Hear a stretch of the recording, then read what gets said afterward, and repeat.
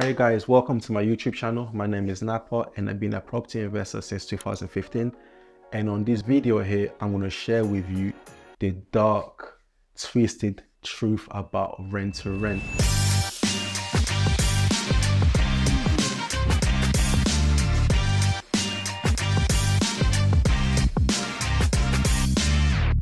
We see it all the time, and not many people speak about this, and if you read my book, my first book, The Rent to Rent Blueprint, I actually spoke about the dark side of this model, even give stories of people that started it and it never actually worked out for. When you come on the social media, on, this type of platform, everyone just talks about the good side about, how you can make money from rent to rent, which is great.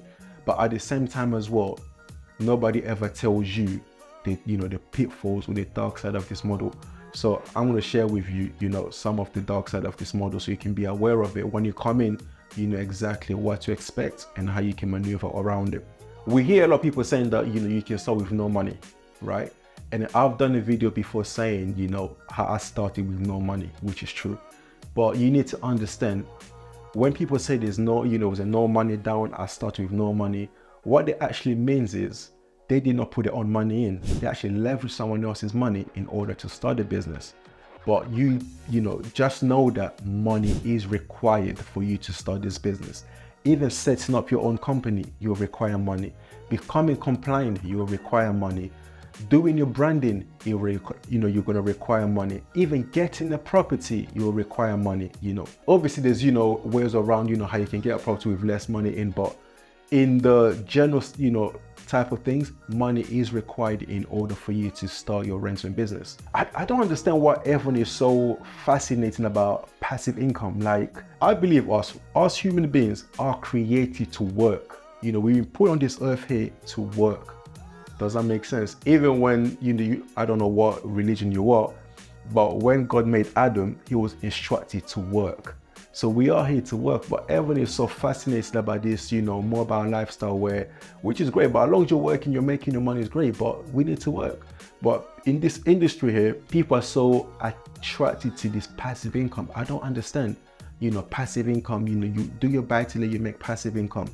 Do your rent to passive income. Bro, I'll be honest with you, especially when you're doing your rent to rent, there's literally nothing passive about it.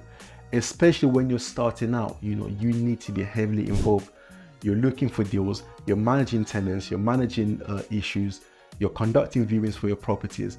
There's literally nothing passive, especially when you're starting out. Once you start getting big, you're growing your portfolio, and you start hiring people, you start systemizing it can become semi-passive, but not always passive. Does that make sense? Because you're not going to let go of your business and just oversee it. Well, when things start going wrong, you need to come back and then make sure things are, operating okay. Everyone I saw attracted this passive income. You want to come here and make sure you work, you grow your business, and you can scale to other things such as buying properties, flipping, whatever you want to do. It is not as passive as people portray it to be, especially when you're starting out. It's very, very active. You put a lot of hours in, even calling agents, calling landlords to get a deal. It can take a long time. So it's very active at the beginning, but it has a possibility of becoming passive, semi-passive, depends how you structure your business. The third thing that I want to cover also, people don't really discuss the level of rejection that you get on rent to rent. When I started, it was a thing, but it wasn't as popular as it is now. So if I was getting rejected back then, imagine the level of rejection that people are getting right now, because it's very popular, people knows about it. Even some agents are doing it for themselves now. They have a department where if landlords are happy to do it, they'll do it for themselves. And then I've come across a lot of agents doing this.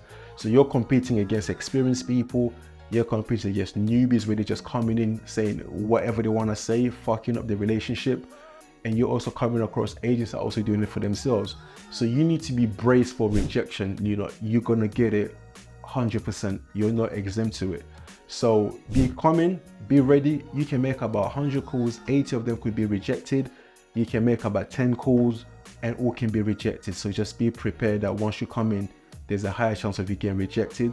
Don't give up, keep on pressing until you get your goal. Fourthly, one thing that I really, really hated about rent to rent, it was management. I could not wait to come out and employ a manager. That was my number one goal. I couldn't wait to come out and get someone that will manage the business for me. Because dealing with tenants, shush, it's not easy. It's not a walk in the park, especially with a HMO, because you're coming across different characters, different people from all sorts of, walk of life. It can be intense. It can be very, very intense. And if you don't set your boundaries early on, and then people can literally walk all over you. So managing tenants can be a ball ache, can be difficult, can be challenging, because you're dealing with people, and people can also be not nice. So you just need to know when you're starting out, that can also be a challenge of you doing. It puts a lot of people off. If you see people that do service accommodation, right? One of the key selling points is, I don't have to do with tenants. I don't have to do with tenants, because they know dealing with tenants can also be a heartache. That's what they prefer doing, dealing with guests. And then because tenants also have lots of ground or lots of protection behind them, you can just kick them out. Dealing with tenants, it can be, oh, I don't want to do that. That's why, I wanted to employ someone firsthand whilst I was in a position to do so, to manage that aspect of the business. And then finally is also passing referencing. When you starting out, you want to go direct to landlord. It's great, but that's a slower route, because you have to convince them, you have to sell your idea to them, and then not too many platforms is out there for landlords to advertise direct, compared to your Rightmove, your Zoopla, your other online platform where all the properties goes to. In order for you to accelerate your journey, I would say working with agents can work wonders. But in order for you to work with them, you're gonna have to pass references once you get your deal. And then also, you passing your reference at the beginning when you start your business, it could be challenging, because you have no trading history, your company is new, you haven't filed anything, so they don't know how much your business is actually making. You said you're saying whatever you told them. So in order for you to do that, they need a guarantor. So that will give them, if you default on the payment or anything goes wrong financially, your guarantee is responsible for you in order to pay. That's what you need to get a guarantor. Passing reference can also be a bully. You can come across, get a deal, but if you don't have a guarantor, you could struggle in order for you to pass your references. So that's what I wanted to share with you guys. Once you're starting out your rentment business, be aware of the dark, twisted side of this strategy. You need money to start. It is not passive, especially at the beginning. You're gonna come across a lot of rejection. Managing people, it is not easy. And also, since your company is new, passing reference, it can also be a challenge. So I want to thank you guys for watching this video here. If you've got any value, make sure you give us a like, you subscribe, so it helps us to attract as many people as possible out there and give us the visibility.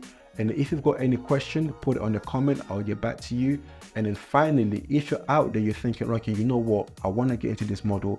Despite the challenges, I'm ready to weather the storm. Get in touch with me on my social media. I'll be happy to tell you what I can do in order for me to help you. So without saying too much, have a good one.